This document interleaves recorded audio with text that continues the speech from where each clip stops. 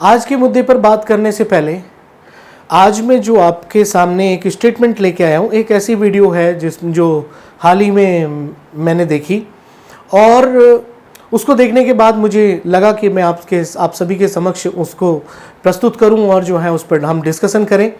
तो इस वीडियो को दिखाने का और इस वीडियो को चलाने का जो हमारा मकसद है वो सिर्फ इतना है कि हम इसमें छिपे हुई तथ्यों को और जो भी मुद्दे हैं उनको सामने रखकर हम इस पर एक ओपन डिस्कशन इस वीडियो के माध्यम से कर सके।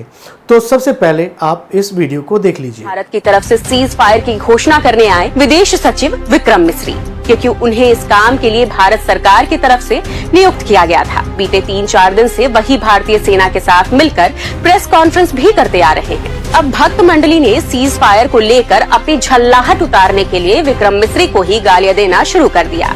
उन्हें गद्दार और देशद्रोही बोला जा रहा है। उनकी बेटियों तक को नहीं छोड़ा। उनके बारे में भी घटिया बातें लिखी जा रही। आखिरकार इन घटिया अंधभक्त ट्रोल से तंग आकर विक्रम। तो आपने सुना कि इसमें सीज फायर के बारे में इस वीडियो में कहा गया है। वीडियो में कहा गया कि सीज फायर जो हुआ उसकी सूचना जो है सबसे पहले प्लेटफॉर्म एक्स पर डोनाल्ड ट्रंप ने दी। अमेरिकन प्रेसिडेंट जो है डोनाल्ड ट्रंप ने सबसे पहले ट्वीट किया।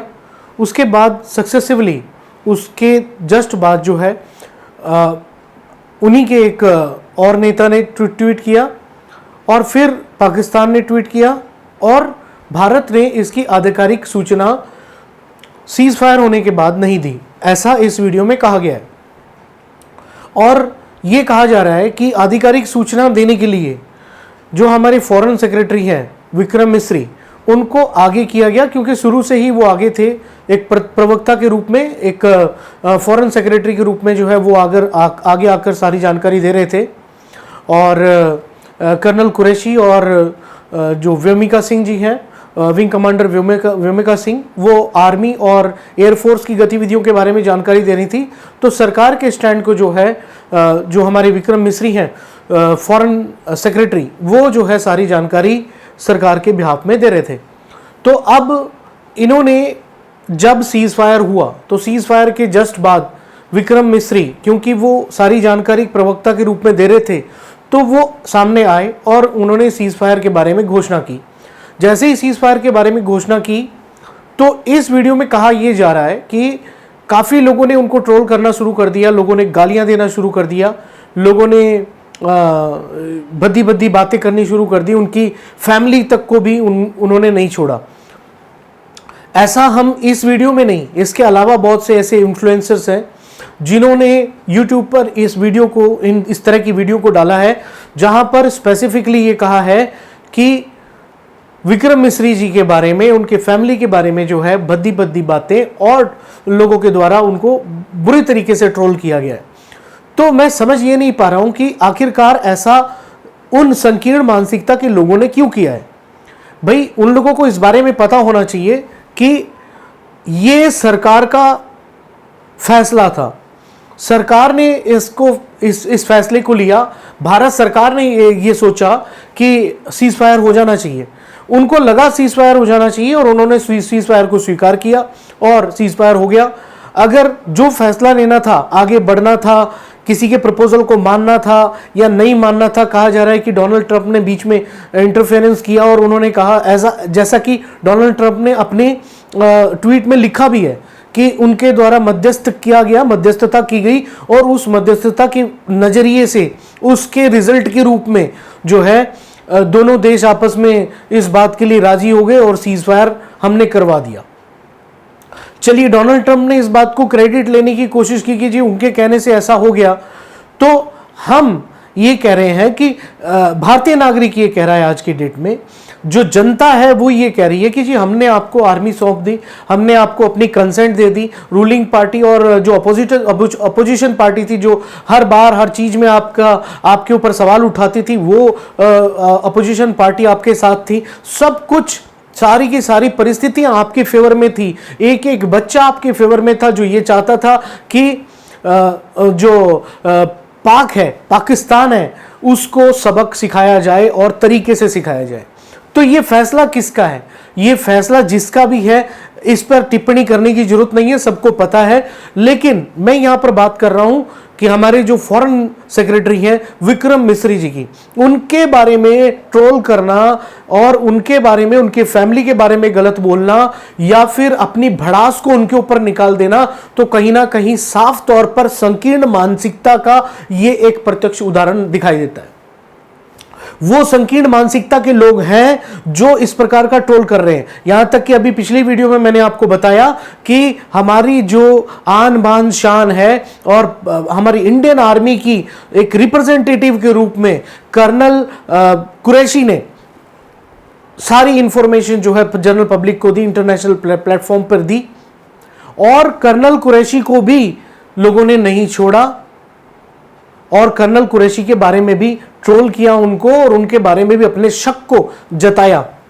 ऐसे बहुत से कमेंट्स है, एक कमेंट नहीं है, मैंने तो एक ही कमेंट के बारे में जिक्र किया था कि हो सकता है कि वो ओरिजिनल हो सकता है कि वो फेक हो सकता है कि वो जो है एक किसी की चाल भी हो। लेकिन यदि हम सोचें कि यदि ये किसी की चाल भी है तो भी इस तरह से ट्रोल करना, इस तरह से गलत बोलना, इस तरह से बिना सिर पैर की बातें करना, तो ये संकीर्ण मानसिकता के लोगों की पहचान ही हो सकती है।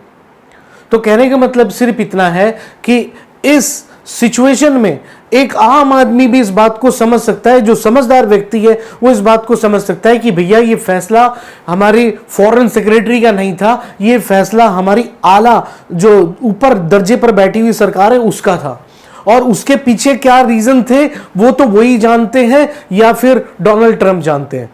तो इसके बारे में जो है इस तरह की गलत बातें करना, अनर्गल चीजों को बोलना एक इतने ईमानदार ऑफिसर के लिए ये कहीं ना कहीं बात एक्सेप्टेबल नहीं है। दूसरा, अगर मैं यहां पर अब दूसरे एक परिप्रेक्ष्य में बात करना चाहता हूं, आज मैं 2 वीडियोस आपके लिए लेके आया हूं। बोल मराठी नाही तुला? नहीं आता मुझे मराठी। हिंदी मराठीत बोल। नहीं आता का मुझे। नाही येत? नहीं आता। कुठच्या ऑफिसला कामाला आहे? क्यों? क्यों बोले तो? नहीं मराठी आता बोलायला मुझे, लागणार तुला। नहीं आता का नाही बोलणार तू मुझे, मराठी? नहीं आता मुझे। का नाही बोलणार मराठी? नहीं आता, का नाही बोलणार मराठी? नहीं आता। तू महाराष्ट्रात कसं राहते? जैसा कि आपने इस वीडियो में सुना, ये एक लड़की है, महाराष्ट्र में है, और साफ तौर पर इनकी वार्तालाप से नजर आ रहा है कि एक महाराष्ट्र में रहने वाला व्यक्ति वहां पर वो कट्टरपंथी, भाषाई कट्टरपंथी जो है उस लड़की को बोल रहा है कि भैया तुम मराठी में बात क्यों नहीं कर रहे हो। लड़की साफ साफ इनकार कर रही है और लड़की बोल रही है कि मेरे को नहीं आती, मुझे मराठी नहीं आती, मैं मराठी भाषा में नहीं बात कर सकती। तो फिर उसका जवाब ये होता है कि तुम फिर महाराष्ट्र में क्यों रह रहे हो। वो बोल रही है कि मेरा घर है, मैं यहां पर रह रही हूं, मेरा हक है, मैं यहां पर रह रही हूं। तो ये इस प्रकार की मानसिकता के बारे में आप क्या कहेंगे? ऐसे लोग जो भाषा के बेसिस पे भेदभाव क्रिएट करने की कोशिश कर रहे हैं, फूट डालने की कोशिश कर रहे हैं, क्षेत्र के आधार पर, भाषा के आधार पर, जाति के आधार पर, धर्म के आधार पर, और मेरे ख्याल से आने वाले समय में एक वीडियो में मैंने अपनी कहा था कि आने वाले समय में हो सकता है लोग नस्लों के आधार पर भी, रंग के आधार पर भी भेदभाव करना शुरू कर दें। ये दिन ज्यादा दूर नहीं है, हो सकता है कि हम देख लें। ये एक संभावना है कि हम देख सकते हैं कि लोग रंग के आधार पर भी भेदभाव करने लग सकते हैं, स्टार्ट कर सकते हैं वो चीज, क्योंकि उनकी मानसिकता बिगड़ चुकी है।